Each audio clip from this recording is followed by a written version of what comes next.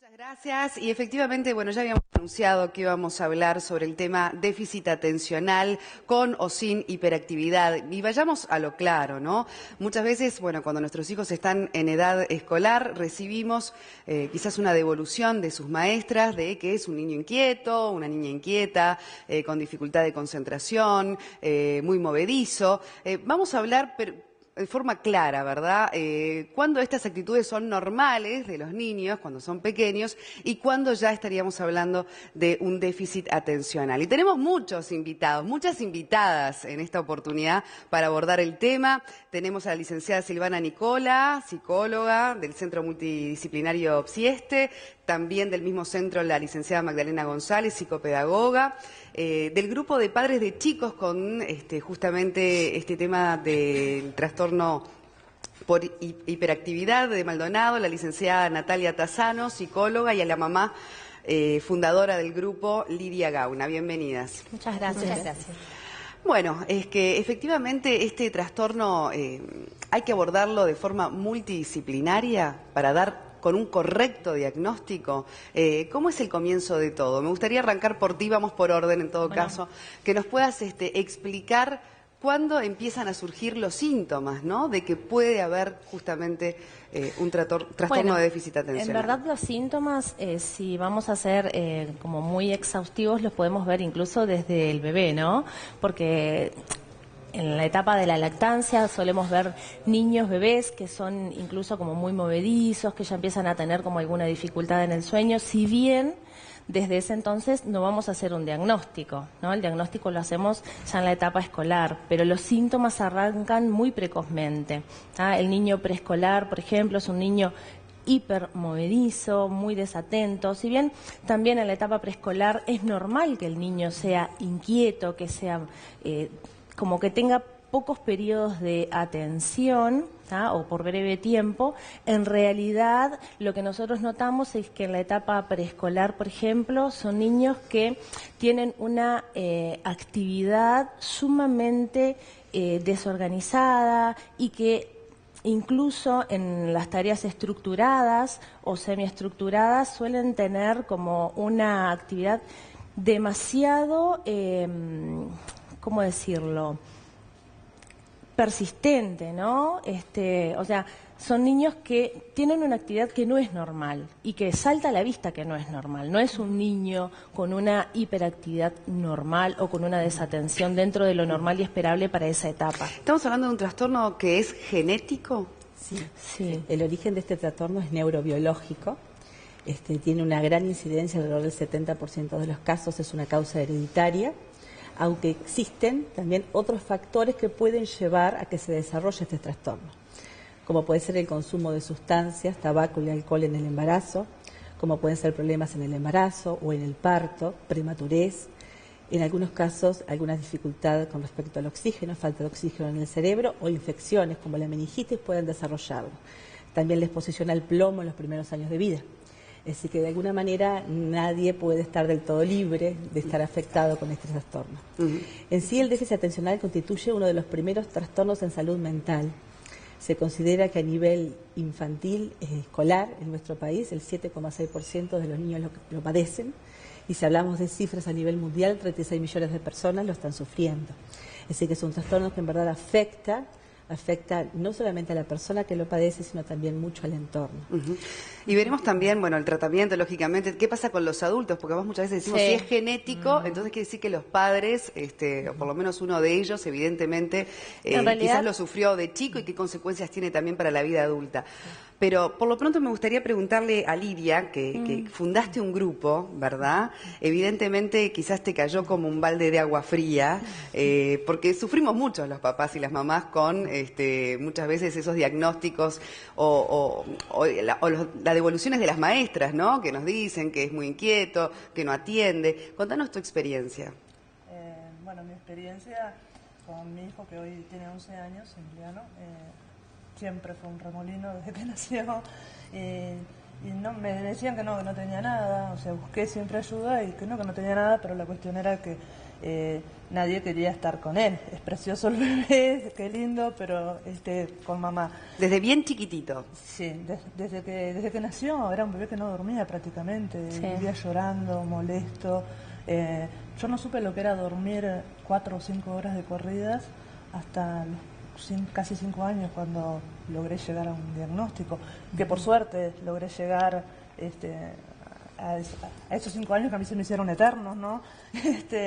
Pero sí, era terrible, y todo comenzó peor cuando empezó nivel 4 en la escuela, porque ahí ya no era en casa, ya no era en casa de la familia, ya no era con los amigos, sino era la escuela, que los maestros no podían con él. Magdalena, tú sos psicopedagoga, evidentemente todas estas cosas saltan obviamente cuando ya se empiezan a insertar en el mundo de la escuela, donde se empieza a hacer más evidente todo, ¿no? Exacto. Uno empieza justamente a tener esas devoluciones. Porque ¿qué pasa también con la formación de los maestros para este tipo de niños, ¿no? Exactamente. Con este tipo de diagnósticos. ¿Están preparados? Muchas veces lo vemos como que son un problema para los docentes, para las maestras, para los profesores. ¿Cuál es la realidad, digamos, desde el lugar escolar y lo que ellos deben...? Bien. En el ámbito escolar suceden dos cosas. Por un lado, que muchas veces estos trastornos tienen comorbilidad con otros problemas de aprendizaje, ¿verdad? Puede ser dislexia, discalculia o problemas motrices. Eso trae una nueva complicación más allá de los problemas de inatención o de hiperactividad o de impulsividad que pueden tener estos chicos. Además de eso está el problema en la formación docente, ¿verdad? Los docentes actualmente en su formación no tienen una materia que los capacite para dar respuestas a estas realidades que muchas veces se enfrentan en los salones de clase, ¿verdad? Entonces, el maestro o el profesor se encuentra con un chico que necesita una atención distinta, que necesita una modalidad de enseñanza que responda a estas necesidades, ¿verdad? Porque tienen periodos de atención muy cortos, porque se le hace muy difícil sostener la atención, porque muchos de ellos presentan hiperactividad, muchos de ellos además son impulsivos, tienen dificultades para autorregularse. Entonces, evidentemente eso en un salón de clase de 15, 20, 30, 40 chicos se hace mucho más difícil, ¿verdad? Silvana, es interesante porque, bueno, muchas veces los padres lo pueden vivir como una culpa, ¿no? Hasta llegar al diagnóstico. Sí, es porque verdad. parece un niño como que no está bien educado en ese sentido también, ¿cómo se llega a un verdadero diagnóstico serio? Porque a veces también se teme que muchos chicos estén con este diagnóstico y de forma equivocada, ¿no? Que de hecho el diagnóstico es multidisciplinario, ¿no? En el diagnóstico participamos muchos profesionales, desde psiquiatra infantil o neuropediatra, psicopedagoga, psicóloga. Entonces, entre todos llegamos a un diagnóstico que tiene que ver básicamente con prestar mucha atención a la historia clínica de ese niño. También tenemos muy en cuenta la información que nos puedan brindar desde el centro educativo, porque es importante ver cómo se comporta en el centro educativo.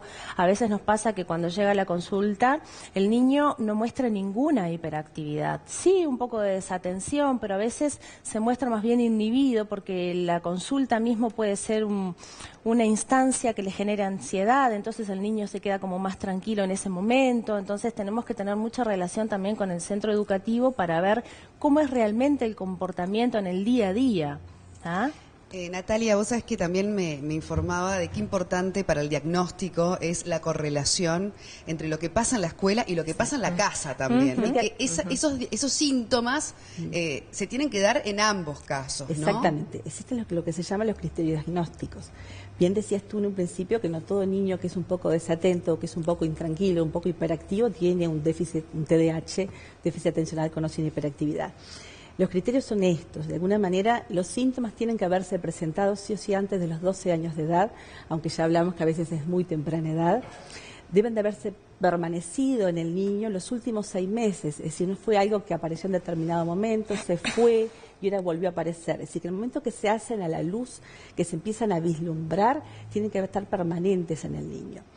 Tienen que permanecer en más de 2 lugares, es decir, se tienen que dar no solamente en casa, que puede obedecer a otros factores, Y no solamente en la escuela, es decir, que se tienen que dar en más de 2 lugares.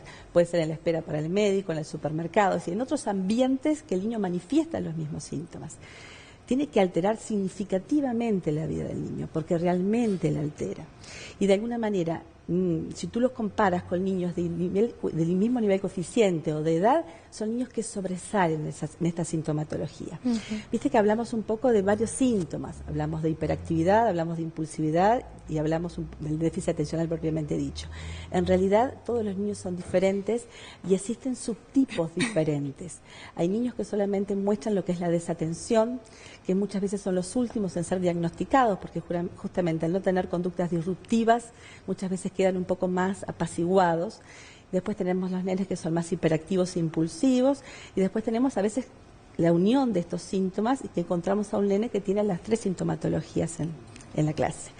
Pero lo que es muy importante resaltar que eso es como de alguna manera la punta de un iceberg. Es decir, estos son los síntomas que sobresalen, pero a veces ¿qué es lo que está pasando por debajo de esto? Y esto tiene que ver con una disfunción que es a nivel cerebral, que tiene que ver con el lóbulo prefrontal, que es la parte del cerebro que no está actuando de buena manera. Claro, en todo el sector, digamos, autocontrol. Exactamente, ¿no? es donde se asientan lo que son las funciones ejecutivas del cerebro. En el ejemplo que un niño tiene que realizar determinada tarea, ¿qué tiene que llevar a cabo para hacerla? Tiene que lograr secuenciar con qué empiezo primero, con qué sigo después, con qué serie de pasos para llegar al objetivo. ¿Qué hago para inhibir los estímulos distractores? Es decir, tengo que estar atento a lo que tengo que hacer. ¿Cómo controlo el tiempo? De alguna manera los niños con déficit atencional tienen una disfunción en cuanto al control interno del tiempo. Entonces a veces cuando ellos están empezando, los demás nenes ya están terminando. Tienen que prever las consecuencias de las conductas. Es decir, para llegar a un objetivo tengo que ver por dónde voy a ir, para dónde llegar. Son funciones cerebrales que ellos ven alteradas. Sí. Y es por esto, de alguna manera, que ellos no logran prestar atención, autorregularse, completar las tareas, comportarse de una manera acorde a una situación, porque en verdad hay una disfunción que se lo está impidiendo. Lidia, en tu caso, ¿a qué edad se le da el diagnóstico? ¿Es tu hijo varón? ¿Es varón? Varón. ¿A qué edad se le da el diagnóstico? ¿Lográs llegar al diagnóstico médico? ¿Y qué cambió después? Y cambió todo. Como decía, fue un balde de agua fría, pero a la vez fue liberador, porque ya le habíamos puesto un nombre, sabíamos qué pasaba y bueno, era encaminarse. ¿Qué edad tenía en ese momento? Estaba para 5 años. 5 años y ya expulsado de varios colegios. O sea, ¿había sido expulsado? ¿Ya había repetido algún año? ¿O? No. Tenía 5 añitos. Ya nos habían invitado a retirarnos muy amablemente de varias instituciones. Y bueno, ahí fue cuando lo logramos el diagnóstico y fue liberador. ¿Y actualmente él está cursando normalmente su...? Actualmente está en 6º año, cuadro de honor de la escuela, pasó con sobresaliente muy bueno y muy buen sobresaliente en conducta. En tu caso, tuvieron que recurrir a la medicación. Sí, generalmente sí, sí, porque es una de las patas del tratamiento. ¿Siempre es la medicación? No. O sea, el tratamiento, nosotros hablamos de un tratamiento multimodal que es farmacológico, generalmente se sabe que se utiliza, metilfenidato o atomoxetina, que son algunos de los medicamentos más conocidos y más usados para este trastorno, y también psicoterapia, que allí hablamos de psicoterapia individual. La terapia más específica y la que ha mostrado mejores resultados para este trastorno es la terapia cognitivo-conductual, y también psicoeducación a nivel familiar y a nivel del centro educativo, justamente para que los padres puedan estar entrenados en qué es lo que le está pasando a su hijo y qué pueden hacer ellos desde el hogar para ayudarlos, lo mismo que en el centro educativo. Si el maestro o maestra no tiene formación en este trastorno específicamente, hay que poder brindarle herramientas para que puedan ayudar al niño mientras tiene su desempeño en el centro educativo. ¿Y qué consejos para esos padres que a veces están todavía en ese proceso de dar con el diagnóstico, con mucho estrés, con mucha preocupación, a veces con feedback del parte de la escuela, pero no siempre, ¿no? Sí, en verdad lo importante es que no se queden, de alguna manera, que consulten, que intenten buscar si lo que le pasa a este nene, a su hijo, tiene que ver con un déficit atencional. Es fundamental un diagnóstico a tiempo. Y cuanto más temprano se realice, las secuelas, las consecuencias, tanto para la autoestima del niño como para el desarrollo de su vida, van a ser mejor. Indudablemente, hoy hablaba la compañera Silvana de lo que son las comorbilidades. Existen a nivel educativo ciertas comorbilidades, pero también lo existe a nivel emocional.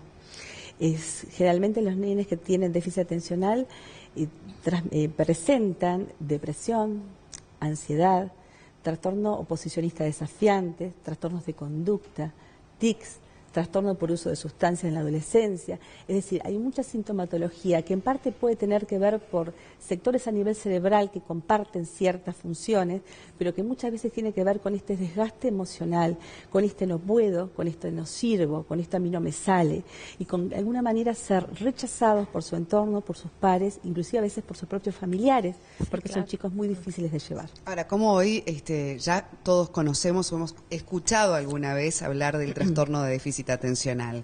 Sin embargo, bueno, para nuestras generaciones, o por lo menos cuando éramos chicos, no era tan frecuente y mucho menos el tratamiento, ¿no? Hoy existen muchas más especialidades como las que ustedes tienen. Sí. Porque en la vida adulta, ¿qué pasa? ¿Cómo afecta también tener este déficit atencional? Afecta bastante. De hecho, un 11% más o menos está estudiado de las personas que son diagnosticadas en la infancia o adolescencia continúan aún en la vida adulta manteniendo síntomas, ¿tá? Y de pronto son adultos desorganizados, que tienen desatención en algunas de sus actividades. Esto les puede traer incluso problemas de relacionamiento y problemas a nivel laboral también, ¿no? O sea que, como vemos, es muy importante poder tratar a tiempo este trastorno, cuanto antes mejor. Incluso otro de los temas que se ha visto es que en la vida adulta o desde la adolescencia pueden empezar, una persona sin tratamiento puede empezar con consumo de sustancias. ¿Ah? O sea que realmente el tratamiento a tiempo es de las cosas más fundamentales, ¿no? Más importantes. Y a nivel de estudios, Magdalena, se nota un cambio una vez que se logra el tratamiento muy importante y quizás muy rápido también ese cambio, ¿no? Sí, exactamente. Una vez que hay un diagnóstico, que se inicia un tratamiento apropiado, ¿verdad? Como señalábamos, multifactorial, donde varias disciplinas atienden a ese chico, donde además se le da apoyo a los docentes, se revierte la situación, por lo menos de rechazo que a veces sufren de parte de sus compañeros, fracaso, ¿no? de fracaso escolar, ¿verdad? Porque además esto de cómo va socavando su propia autoestima, todas estas situaciones de fracaso escolar, ¿verdad? El no llegar, el no poderse organizar, el a pesar de intentarlo, a pesar de estudiar, a pesar de prepararse, los niños muchas veces dicen, sí, yo lo aprendí pero me lo olvidé, o llegué y ya no me acordaba, o a veces cuando quieren comentar algo de lo que habían visto en la clase no pueden relatarlo porque realmente no estaban prestando atención. Claro. Lidia, por último me gustaría que tú nos dijeras a propósito de lo que fue tu experiencia, además haber formado un grupo en Maldonado, porque a veces también hay mamás y papás que no quieren enfrentar el problema o dicen, es inmadurez, ya se le va a pasar, y tenemos, ¿no? A veces las propias mamás y papás ese tipo de reacción frente a lo que nos da miedo también. ¿Qué dirías al respecto a aquellos que quizás, bueno, no quieren esperar o desdramatizan la situación, si se quiere?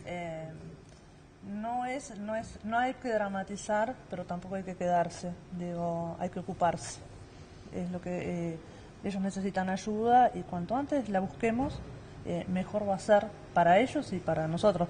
No es fácil, o sea, el padre que reconozca estas características en los niños y si es un TDAH, seguramente no las están pasando muy bien en su familia, porque no es fácil convivir con estos niños, y lo más sano que hay, lo más alentador, es buscar un diagnóstico porque las cosas empiezan a cambiar, y para bien, para todos. Ahí está, y además, bueno, saber los padres que no son los responsables muchas veces de la situación, aunque todo lo ambiental siempre igual, de alguna forma, bueno, contribuye a exacerbar o no. Exactamente, creo que es uno de los trastornos a nivel mental en la cual el ambiente produce que se exprese de determinada manera el trastorno. Si bien el trastorno tiene sus peculiaridades y sus características, en función de cómo es el ambiente del niño, va a cambiar la forma de expresión. Así que es fundamental que el ambiente pueda de alguna manera ayudarlo a que se desarrolle mejor. Muchísimas gracias. Muchas Han sido muy gracias a claras. ustedes. Y aprovechamos para invitar a padres, docentes y profesionales al primer Congreso Internacional que se va a estar haciendo el 14 y 15 de octubre en Punta del Este, en el Hotel Jean Clevers, justamente organizado por nuestro centro PSI-Este y el grupo de padres de niños con trastorno de déficit atencional. Así que bueno, están todos invitados. Los datos para inscribirse o si quieren... Los vamos a subir a la página, pero si tenés Perfecto. alguna dirección de mail que rápidamente quieras compartir. Perfecto, como no, es www.accesofacil.com/event/TDAH Uruguay. Muy bien, igual por más información subimos todo esto al Facebook de Bárbaro. Buen Día Uruguay. Ha sido Bueno, un gusto y muchísimas han sido muy gracias. claras. Muchas gracias.